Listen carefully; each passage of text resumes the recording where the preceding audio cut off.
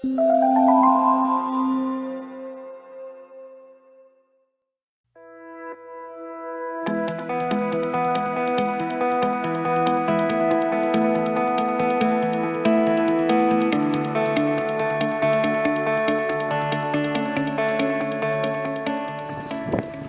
общем, друзья, машина вот такая чумазая. У нас сейчас этой зимой очень много грязи, номер практически не видно. Но это все не страшно. Это все, знаете, дождик пройдет, и она будет чистая. Мыть особо смысла нет. Вот, и это все бы ничего. Но вот у нас тут что приключилось. Катя приехала, колесо пробито, она ездила, не заметила. Где-то что-то, как это произошло, непонятно. В общем, надо снимать колесо и ремонтировать. Ну что ж, друзья, колесо сделано. Пришлось покупать камеру. Вот. По какой причине? Дырка очень большая. Пробил камнем. Камень острый такой, как треугольник. Щебень. Короче, проткнуло, пробило аж резину. Как это могло быть? Не знаю. Ну так между протектора попало и пробило. Вот такие вот дела. В общем, 844 рубля камера и 600 рублей за работу. Но сделал здесь у нас в селе. Все, теперь машина на ходу. Теперь надо делать глушитель. Глушитель тоже прогорело. Это встану ветер. Гофра прогорела. Надо гофру вырезать, новую вваривать. Все остальное вроде хорошее там. Так что да, одно сломалось. Жди следующего. Всем большой привет, дорогие друзья. Вы на канале Жить в России. И сегодня у меня по плану чистка сарая. Да, такое видео вы еще не видели, но я не буду, конечно, показывать весь процесс. Покажу, что было, что стало, и все. У нас вот такая вот погода, такое пограничное состояние между зимой и осенью, или зимой и весной. Немножко припорошило, в то же время капает с крыши. В общем-то, но погода нам не помеха, будем работать. Так, берем тачку и вперед. Вчера привезли опилки, 20 мешков. Опилки у нас платные, никто не выкидывает, потому что лес у нас тоже привозной. Вот, каждый мешок 150 рублей. Конечно, было бы неплохо, если бы все это было бесплатно, но пока только мечтать остается. В общем, друзья, нужно прибраться в сарае, в птичнике, сделать им аккуратную, приятную атмосферу. И вот они, наши курочки. И вот, друзья, я вам сейчас покажу обстановку.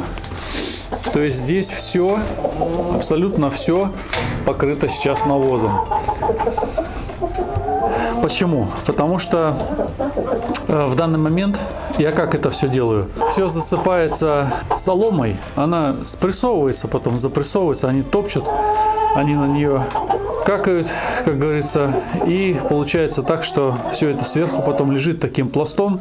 Перерыхлить, да, делаю, но это все-таки сложно. Вот, и я хочу сейчас все это дело засыпать, почистить, конечно, и засыпать опилками. После этого я хочу все это дело, вот это, смотрите, всю паутину надо собрать. Вот такой вот кошмар. Вот, в общем, большая грандиозная будет уборка. Сейчас я им открою дверь на улицу, чтобы они могли сегодня выходить. Они, конечно, не захотят сейчас так сильно особо гулять, потому что холодно, потому что не очень приятная погода.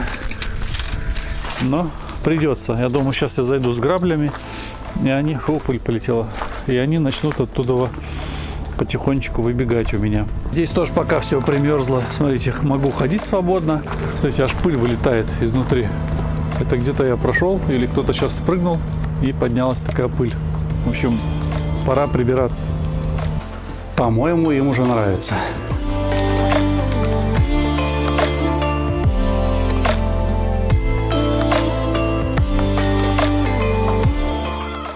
В общем, ребята, немножко преображается все.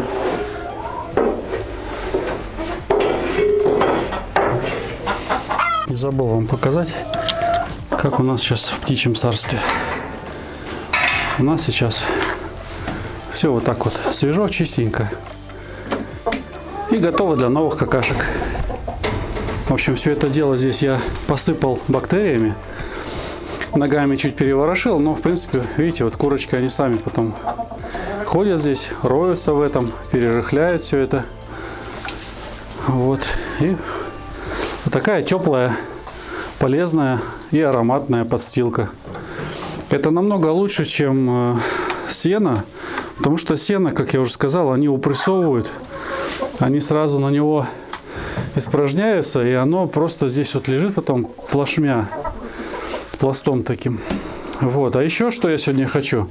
Я сегодня здесь занесу им сюда дымовую шашку, но надо, чтобы они все сюда зашли. Мы их всех сегодня обработаем. Ну и, в общем-то, ребята, все, будем собирать и опять продавать яйца. Но мы их и так собираем и продаем, да? В общем, яйки есть. Вон, видите, вот они лежат. Вот они, яички. Да, красавица? Нравится тебе здесь? Скажи что-нибудь. Молча. Вот. Ну, в общем, да. Ребята рыхлят. Сейчас немножко это все утрамбуется, чуть-чуть где-то пониже станет. В общем, ну, пока так. В общем, им нравится уже, я вижу. Сейчас надо закрыть входную дверь. Здесь тоже все, вы видели, было в паутине, в такой пыль.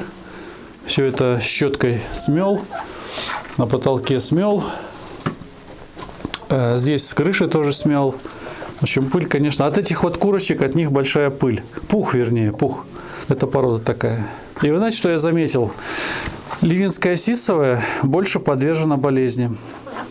Вот эти вот курочки High-Sex Brown, они вообще, вот, слава богу, у нас переносят отлично все эти инфекции. Ну, в общем, не болеют нормально.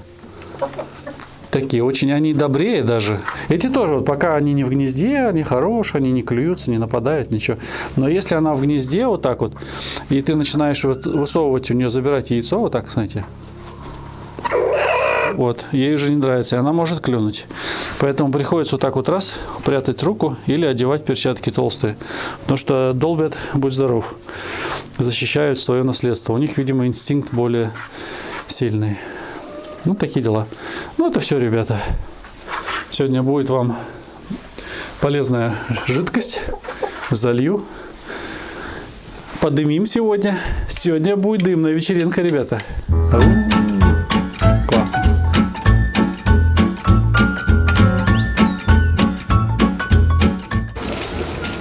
Ну, расскажи, пожалуйста, нам, что ты собралась сделать? Я собралась баклажанчики с помидорами сделать. Обжарила их, дала маслу стечь и все, и завакуумировала. Сейчас вот достала, они уже оттаяли. И сейчас вот чесночок, майонез. Майонез мы делаем со сметаной, смешиваем, чтобы не так жирно было. Майонез, сметанка, чесночок, перчик. И все, помазали, положили слоями. И все, и готово. Ты еще забыла про вкусные помидорки. Ну да, помидорки тоже вкусные. Свежие, вкусные. Мы очень любим это блюдо. И вот эти помидоры, они, правда, дорогие. Иногда берем подешевле, а иногда берем, ну, чаще всего, я что вот в этом году прям стал вот эти брать, потому что те буквально как вот, ну, просто трава, ешь, непонятно. И деревянные. И деревянные. А у этих вкус реально помидоров и запах помидоров. Поэтому решили для такого блюда взять такие помидоры. Да. Более-менее настоящие. Ну да, у нас любят его, поэтому осенью заготавливаю баклажаны. Уже готово, меньше возни, быстро оттаивают завакуумированные. Ты расскажи, как ты их пробовала? Я пробовала, свежими я их не пробовала замораживать, что знала, что они будут резиновые. Все искала возможность, как на зиму. Тебе как-то советовали, у нас что-то не пошло. Мне посоветовали в духовке их запекать, целиком там дырочки делаешь, какое-то время запекаешь, и все потом. У нас оно не зашло. Это больше как пюре делать какое-то, паштет, оно как кашка станет. Или, может, я неправильно сделала, я не знаю. Но нам не понравилось совсем. Нам вот такие вот нравятся колечками. Но это я попробовала в длину, полосками порезала. Тоже неплохо получилось. И колечками вот порезала. И решила попробовать обжарить и так их завакуумировать, когда вакууматор купили. Вот. Попробовала, нам очень понравилось. И вот оттаяли, сейчас достанешь, они как будто свежие, как будто только обжаренные. И все, удобно. Ну и зимой они дорогие баклажаны, летом-то они копеечные, и свои растут тем более, чтобы не заготовить. Да. Также и на драники, оладушки кабачковые тоже я натираю. Сок немножко отжимаю, замораживаю, вакуумирую, и все, потом достали, оттаяли, быстренько намешали. Вот тебе оладушки из кабачков. Ну, еще драники их называют. Ну, каждый по-своему называет. Кому покладите драники, кому оладушки. На завтрак со сметаной очень вкусно. Ну да. Так что сегодня будет вкусняшка. Да. Да, друзья, сегодня забрали покупки. В общем, вот эти вот бактерии, глубокая подстилка для птиц, заказали по новой. Я пробовал с сеном, не очень пошло, потому что сено все-таки слишком, другой, материал, и они вообще не идут для сена. Не подходящий, не та, подстилка. Вот. Ну и, в общем, вот эти вот бактерии для опилок и для соломы идеально. Но для опилок в любом случае вообще просто прекрасно. Просто сыпем на опилки, перемешиваем, и все, они питаются кокулами, птичьими. И, в общем-то, всегда сухо, и нет запаха сероводорода, мышьяка, вернее. Вот, и еще раз взял тоже 3 таблетки йодовые. Таблетки поджигаются, закрывается птица прямо в сарае, таблетки поджигаются, и все наполняется дымом. Ну, не прям так, что там ничего не видно. Нет, дым стоит, все видно нормально. И, в общем, очень сильно пахнет йодом. Вот. Это дезинфекция для помещения, дезинфекция для птицы. Ну и, в общем, мы начали, это нам это посоветовала наша подписчица. Мы попробовали, 2 таблетки уже сожгли, надо сегодня 3-ю, потом 3 дня перерыва и еще вот эти 3. Здесь 3 таблетки. Да, друзья, здесь у нас сегодня был ремонт, приезжал мастер. И, в общем, поменяли вот эти амортизаторы. На телеграм-канале я вам рассказывал, что купил вот эти подставочки сюда, чтобы она не тряслась. И выставил ее по уровню. И, в общем, она не тряслась день. На 2-й день она начала трястись. И все опять сильно-сильно все прям, она прям танцевала реально. Вот. Хотя не выбегала из этих чашечек, но на месте прям вот так тряслась сильно. И я понял, что там действительно амортизаторы. Я вызвал мастера, он приехал сегодня, он показал. Смотрите, это вообще ни о чем абсолютно. Они уже умерли. Это вообще не работает. Вот видите, они не работают. Вот оно все. Так вот. Оно уже все погибло. Я хоть посмотрел, что это такое, буду в другой раз знать. Может быть, уже сам поменяю, чтобы не платить лишний раз. Вот. В общем, да. Все, посмотрим сейчас, как она будет отжимать. Будет ли трястись или нет.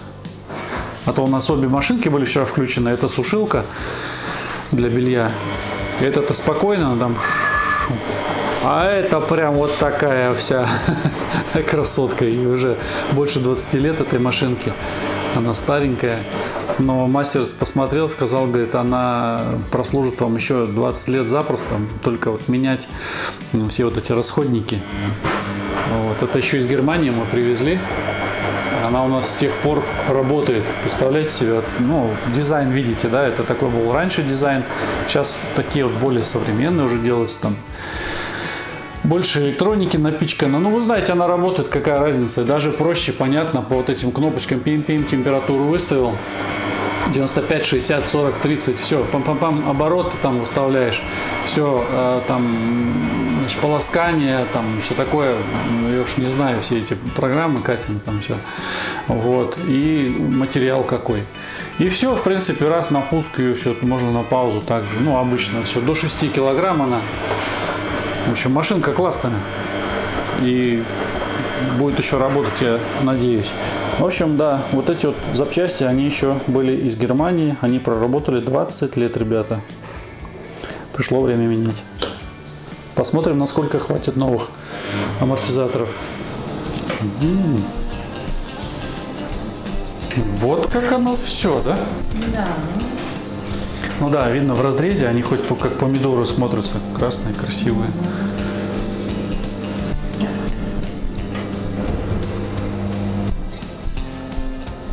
Ты меня смущал.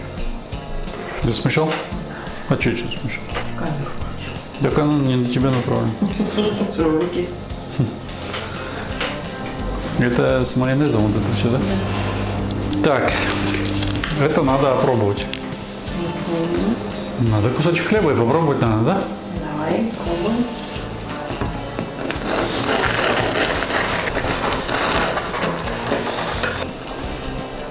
Хруст французской булки. Так, давай. Чего-нибудь мне там. Прям сразу? Это один, а надо еще другой рядышком. Это подвинь. Подожди, сейчас вот так. Ну что ж, попробуем.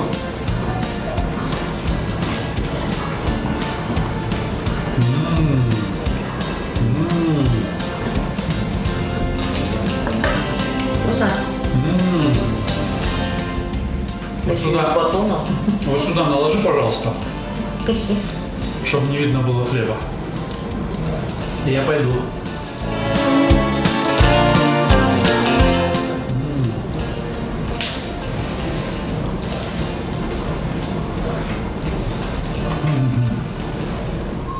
Друзья, чем мы сейчас занимаемся?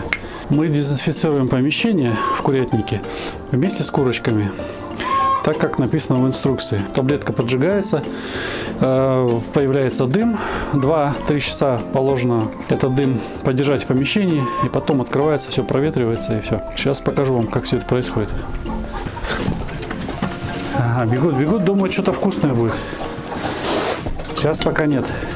Значит, вот здесь вот у нас уже банка стоит, на которой я уже производил такие действия. Ко-ко-ко.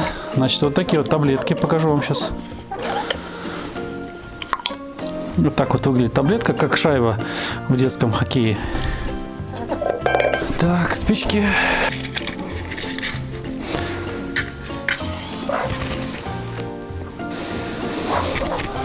Вот так вот она загорается, дымит.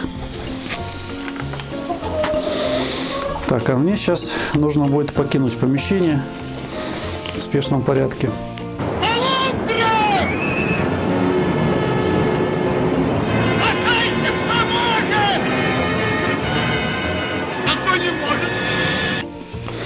Ну и все. Зайду к вам часа через 3. Вот так вот.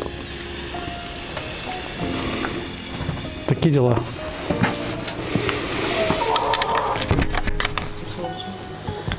Надо, наверное, отопление добавить. Не жарко. Прохладненько. Не жарко. Те, кто покупает у нас яйцо, спрашивают, чем вы так вкусно кормите курочек, что яйца такие обалденные. Но на самом деле тут никакого секрета. Тут, в принципе, обычная зерносмесь. Я вам сейчас покажу, что мы им даем. Первое, это, конечно же, пшеничка. Пшеничка.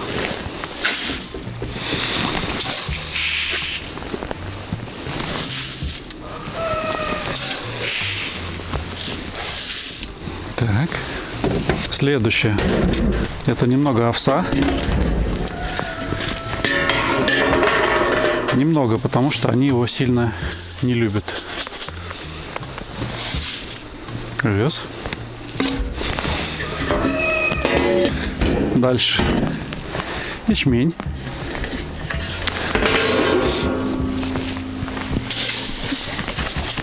Ячменя вот так даю немного. Дальше.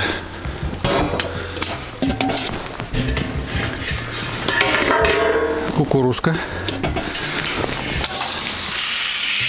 Желательно, конечно, дробленую, но в этом году нам досталась такая. Для курочек не страшно, они проглатывают, переваривают отлично все это. В самом конце здесь тоже пшеничка, поэтому не открываю.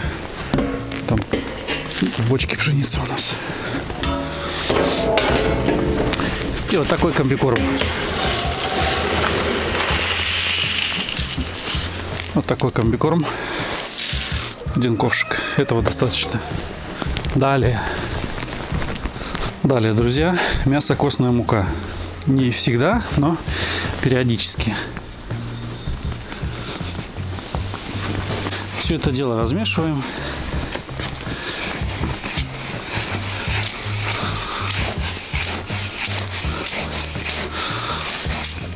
Получается вот такая вот мешанка.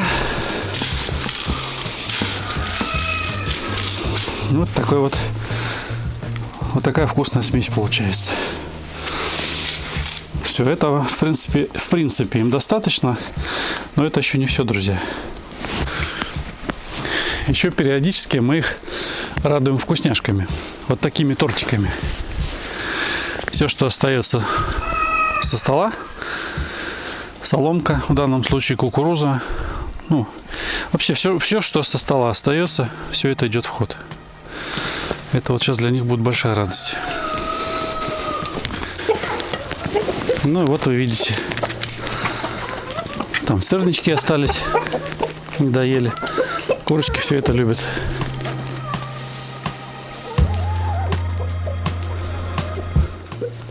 Сегодня земля подмерзла.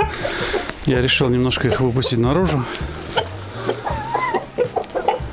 Вот они охотно гуляют, бегают. Немножко проветриться.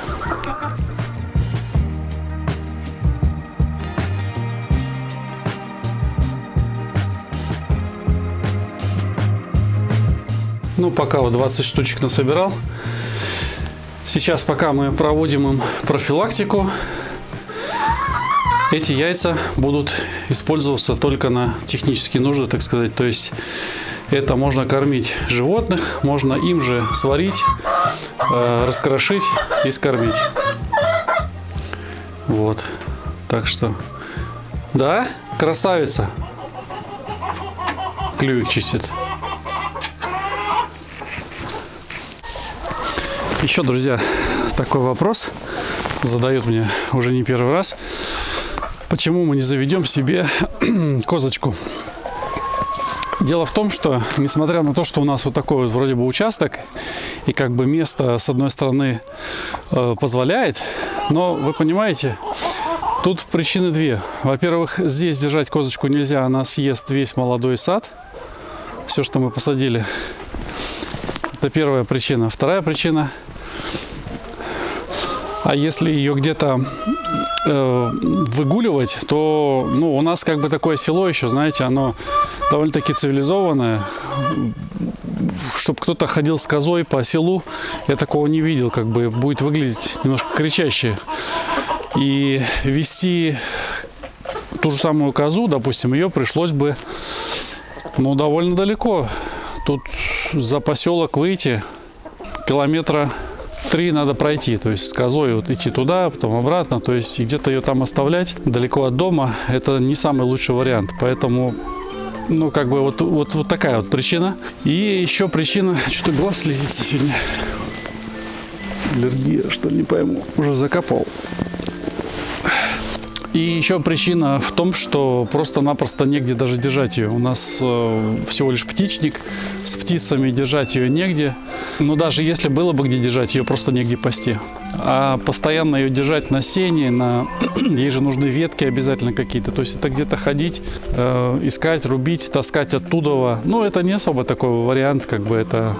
К тому же коза, она привяжет тебя уже к месту, ты уже никуда не уедешь так просто, то есть где-то в гости или что-то, тебе нужно доить регулярно, там все такое. Это тоже не так просто, вот. Следующая, наверное, причина такая.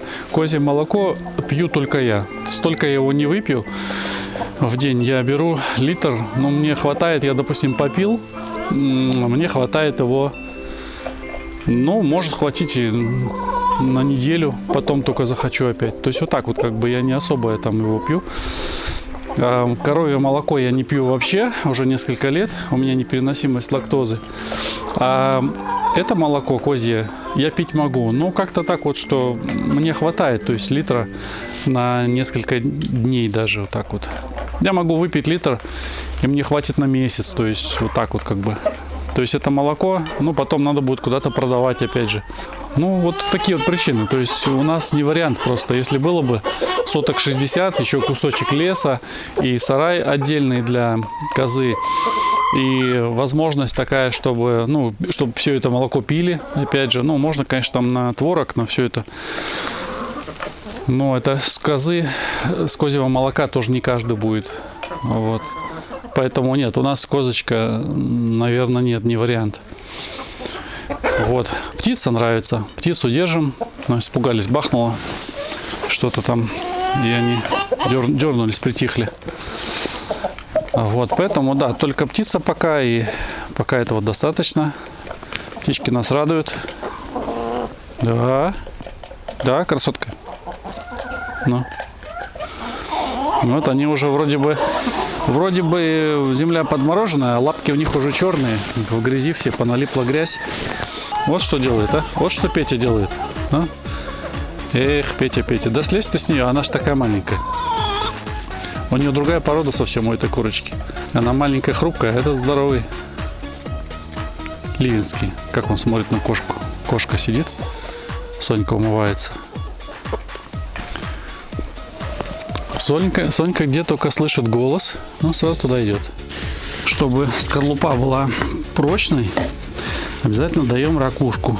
Вот такая вот мелкая дробленая. Они это дело клюют, очень любят. Все это дело перерабатывается у них в организме, и скорлупа получается толстой, крепкой. Так что это тоже обязательная вещь. Всегда должно быть в свободном доступе у них. Также наши курочки любят вот такую вещь. Это жмых подсолнечника. Когда с него выжимают масло, семечки, остается вот такой жмых.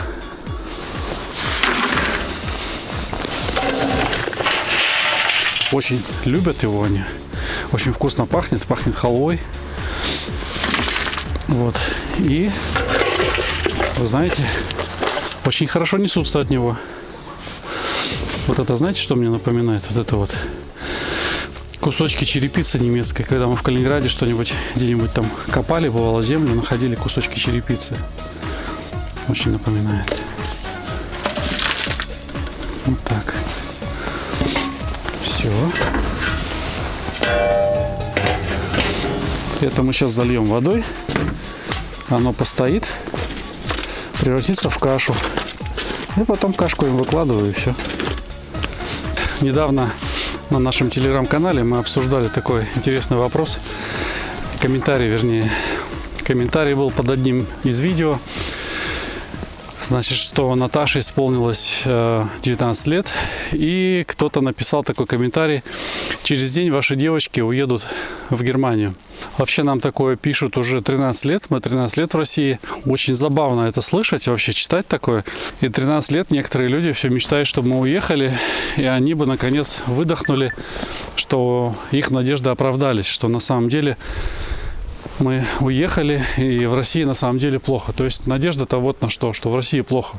Но знаете, хочу вам сказать, да, несмотря на то, что мы живем в приграничье, то есть Белгородская область, и даже сейчас я стою, я слышу бабахи. Вот, ну, вам сейчас вряд ли слышно, но вдалеке слышно. Вот. Несмотря на это, даже я вам хочу сказать, что у нас в России все прекрасно. Есть свои трудности, как и в любой стране, но у нас замечательно все. В целом мы не собираемся никуда уезжать, и если бы вообще было такое в планах, наверное, мы сохранили бы гражданство немецкое. Кто-то сохраняет его на всякий случай. Я отказался от него. Ну, у кого-то родственники там в Германии, посещать родственников надо, еще что-то. То есть, как бы, ну, тут понятно, тут.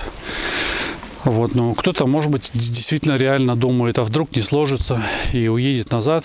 Возможно, кто-то уедет, может быть, кто-то и уезжает. Но я слышал об одной семье, они уехали, и читал про одну семью. У нас еще был форум когда-то, когда не было ватсапов, вайберов, всех этих телеграммов.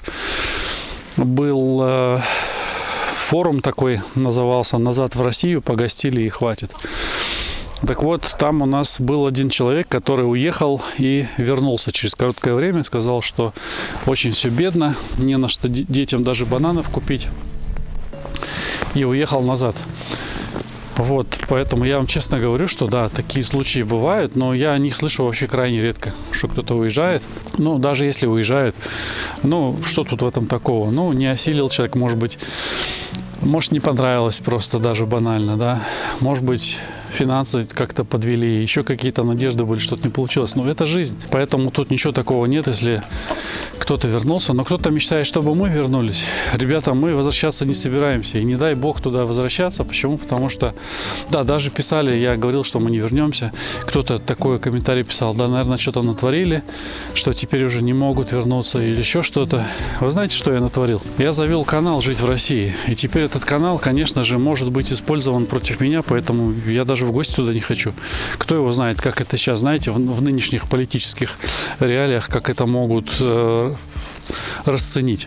Не-не, мне 100 лет не надо. У меня мама там живет, братишка, я их сюда зову, я их сюда приглашаю. Вот, а сам я туда не собираюсь ехать. Мне, в принципе, оно не нужно. Сейчас же, по-моему, даже читал недавно, что статью, какую-то ответственность уголовную хотят призывать к ответственности, если ты призываешь уезжать людей из Германии. Вот такая была где-то статья, недавно мне присылали. Ну, представляете, да, вот демократию такую. Ты заговорил, и тебе пытаются закрыть рот. Ну вот, я туда не хочу. Никто из моей семьи туда не хочет, в принципе. Вот мой ответ.